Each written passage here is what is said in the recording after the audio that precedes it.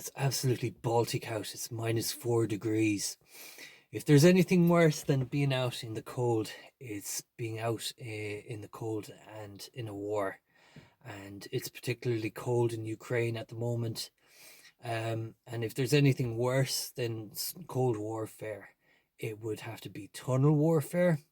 Now, recently, in the last couple of weeks or so, there's been a lot of chatter on the internet about tunnel warfare in Gaza, where the Israeli Defense Forces are finding tunnel systems all over the place.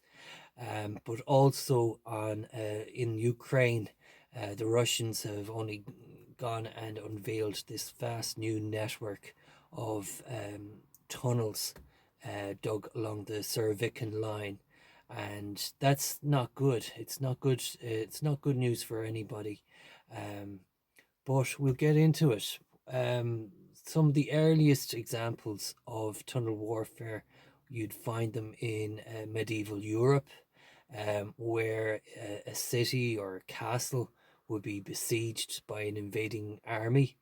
And back in those days, a siege could take a year, 2 or 3 years. So naturally enough, if they couldn't get over the walls, then they'd start chipping away at the bottom or underneath. And it must have been a very stressful time for the defenders of that particular installation, because there's absolutely nothing they can do except wait for them to breach. Um, Again, in the First World War, the British started, it was in the Somme. They realized that it was a very chalky kind of soil, which was good for tunneling. So what they would do was, initially they'd start tunneling uh, the lines of the Germans, and instead of just popping up, what they'd do was they would find a good spot in the tunnel, fill that cavern full of explosives, and then just before the artillery barrage and the infantry goes in, they'd let that let a great big explosion sound, and then they would try to fill that breach. So much so, there was some very spectacular examples of that in the First World War.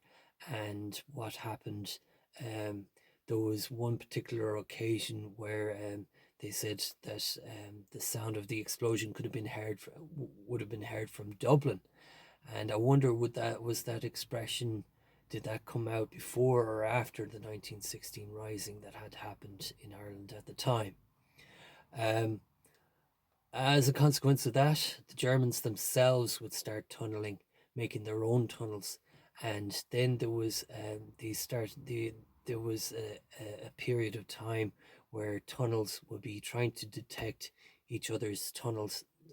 The enemy would be trying to detect their enemy's tunnels, and there were examples of that, and a good example of that would have been in the episode about on Peaky Blinders with Killian Murphy. Um, so you could imagine it was particularly stressful, dangerous, dark, suffocating, and pretty nasty. Um, just thinking about that, um, I'll keep going. Second World War, we saw examples of tunnel systems, the likes of the Maginot Line and the Siegfried Line. And I also did a podcast there about Gibraltar as well. Vast systems there that would be dug deep into a tunnel, into a mountain, and they were strategic points.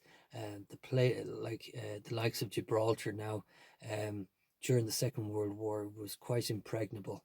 Like, it would have taken a considerable force to actually overrun that place, and that is Gibraltar would be a good example of modern tunnel warfare technology.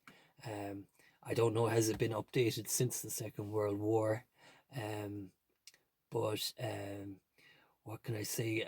Vietnam War would be another example of tunnel warfare, where the North Vietnamese Army, the NVA, would dig a series of tunnels and they would have been able to accommodate many soldiers in them, and there would have been communities of them set up underneath in the jungle. Um, the thing about jungle tunnels, or the issue with those jungle tunnels, was they were very dirty, very dark, and there was plenty of poisonous insects and snakes and dirt and dysentery, all sorts of issues there on account of those tunnels being so warm and wet. Um, just while I was thinking there was an example of tunneling would be the Erigness experience, in Roscommon. I did a tour on it there last summer, and I found it very interesting. The mine is very wet, very damp, very wet, very cold as well, and dark and musty.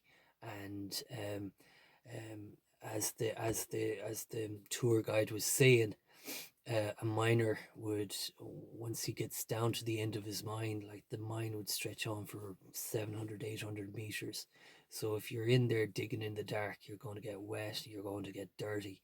You had no choice. You'd only come out at the end of the day, because if you felt like you needed to get clean again, it was 20 minutes of walking up the dark and 20 minutes back, and you'd be dirty again.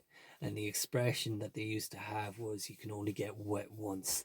So that was the life of a miner. It was cold, wet, dirty, dark, and dangerous. The pressure, the amount of stone and soil and everything that's over your head, and all those support structures that were put in, they were made of wood, pine, nice and cheap, from the local forest. And those bits of wood, they would all have to be replaced out. And what you'd notice in the mine was there'd be a little number and a date on it, and that would say that would tell the miner straight away, that post is getting a bit too old, it's time to replace it out. So getting back to tunnel warfare in Gaza, in the Middle East, particularly in North Yemen, where the Houthi rebels are hiding out, in Kurdistan, in Gaza as well. In fact, there seems to be a whole industry involved in tunnel networking and tunnel warfare. I watched a documentary about the tunnels in Gaza. They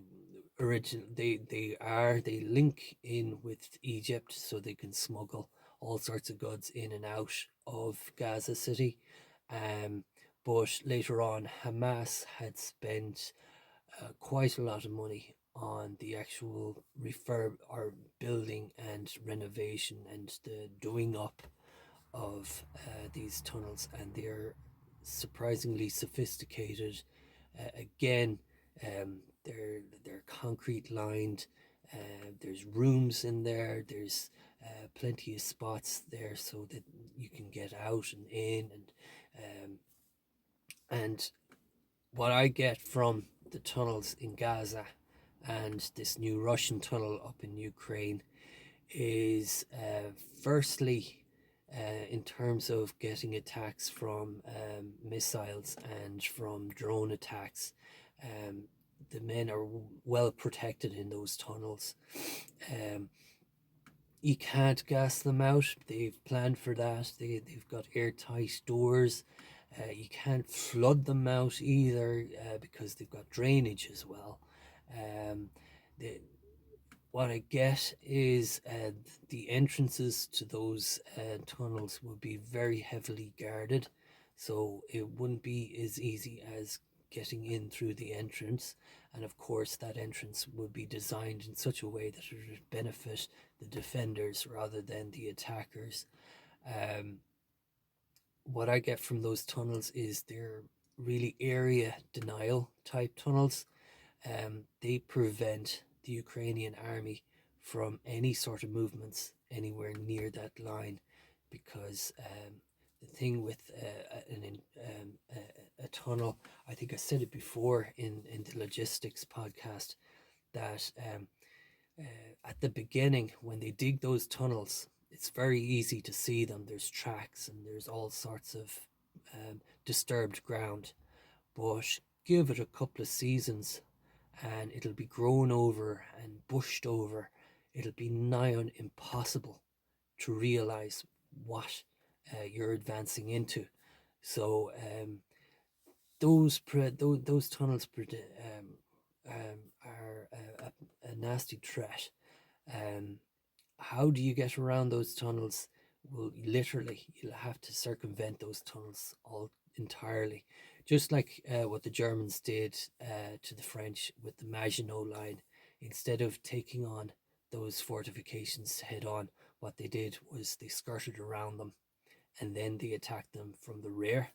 So I would imagine if you've to neutralize those particular tunnels in Ukraine, perhaps a parachute drop behind the lines with enough logistics and materials to actually get in there and to negate it. Again, even just by denying supplies to that area would be enough to make that tunnel ineffective.